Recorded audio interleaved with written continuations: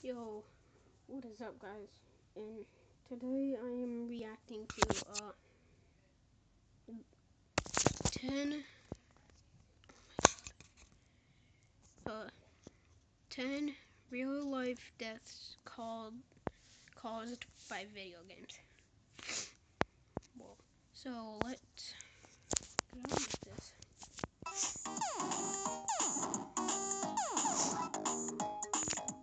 Top trends, presents, 10 people that died because of video games. In 2007, 16-year-old Daniel Petrick shot both of his parents over a disagreement about Halo 3.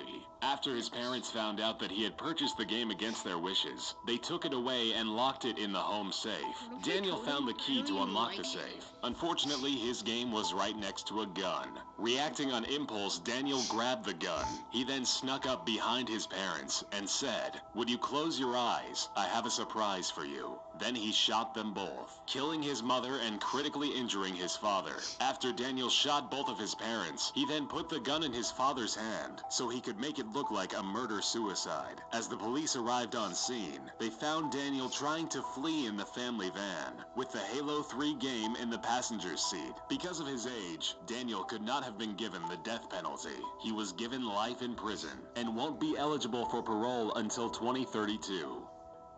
In 2012, an 18-year-old only known as Chuang died at an internet cafe in Taiwan after reportedly playing the video game Diablo 3 for 40 hours straight. An attendant at the cafe found Chuang resting on the table next to his computer. The attendant woke him up. Chuang then stood up, took a few steps. I only like Diablo when I play with one of my friends on his PS2. And just Diablo is a really old game, I think. I don't know. And then collapsed onto the ground. He was pronounced dead soon after arriving at the hospital. His death was due in part to a blood clot in his leg, presumably from sitting in front of that computer too long. Blizzard, the parent company over Diablo, released a statement that said, "We feel that moderation is clearly important, and that a person's day-to-day life should take precedence over any form of entertainment."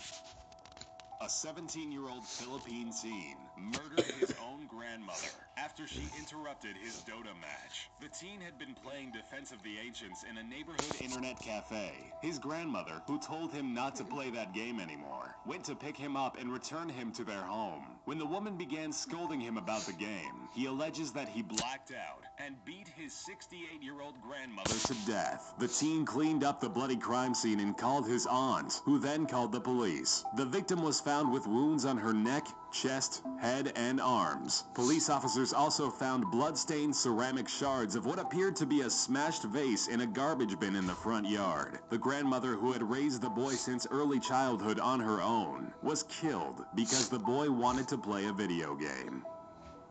South Korean man Lee Seong-sol wasn't just an avid player of StarCraft. He was addicted to it. He let the popular real-time strategy game take control over his entire life. In 2005, he started spending all of his time playing the game, which cost him his job and longtime girlfriend. Lee would spend almost all of his money in an internet cafe to play it. He was used to playing 14 to 18-hour sessions, but when he started a 50-hour session, that was the end of his gaming days. At the end, he collapsed and died from exhaustion and dehydration. When it comes to games, there's a difference between healthy enthusiasm and an unhealthy addiction.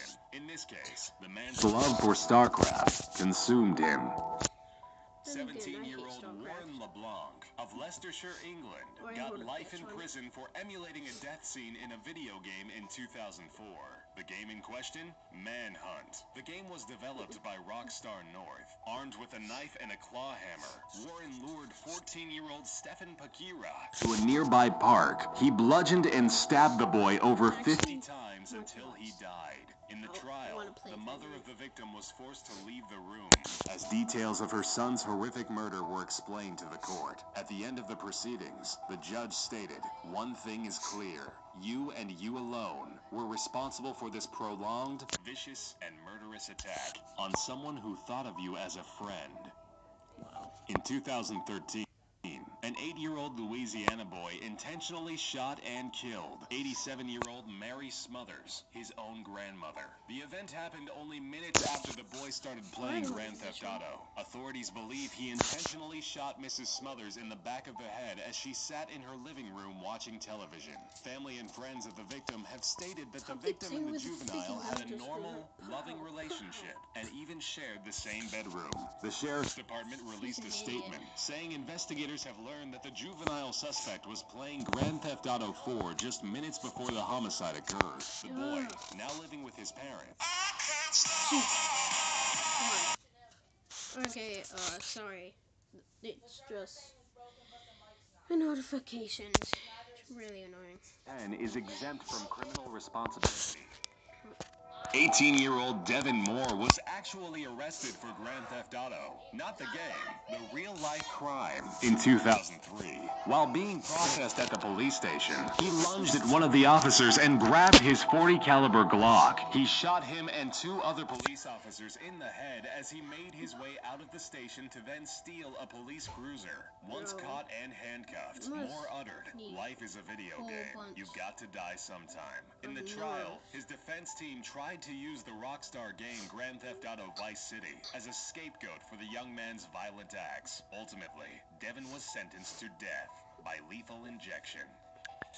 In 2014, an 11-year-old boy in the Philippines was stabbed to death by a 16-year-old male. Allegedly, the 11-year-old victim hacked into the older teen's online Dota 2 account. According to the family and police investigations, the victim was taken to a construction site where he was beat up by the suspect. His head was slammed on the walls repeatedly before being stabbed over 40 times. The 16-year-old suspect denied any contact with the victim. However, he was found with heavily blood-stained shorts and drops of blood leading up to his house. The stabbing was so horrific that the mother couldn't recognize her own son.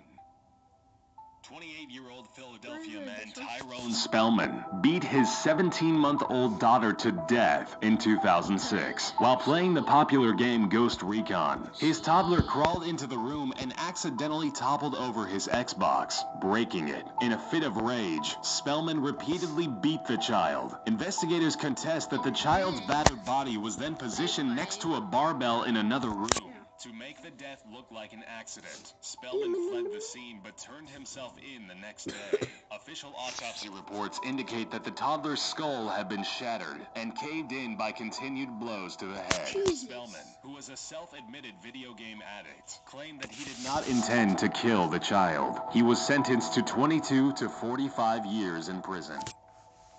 In 2014, 12-year-old Peyton Leutner was stabbed 19 times and left to die in the middle of the woods. The culprits responsible for the attempted murder were 2 of Peyton's close friends, 12-year-old Morgan Geiser and 13-year-old Anissa Wire. The 2 girls were trying to please a fictional video game character, Slender Man. They thought that if they sacrificed a real person to him, he wouldn't haunt them or hurt their family. To a nearby trail, where she was discovered by a cyclist. Leutner has made an amazing recovery from the attempted murder, and as of this year, the girl who came within a whisper of death celebrated her 13th birthday. Wow. Alright guys, that's crazy. People freak out too much about video games. You gotta stop before I kill you. No, I'm just playing. I'm not a murderer. Actually, if I killed anyone, I wouldn't know what to do, so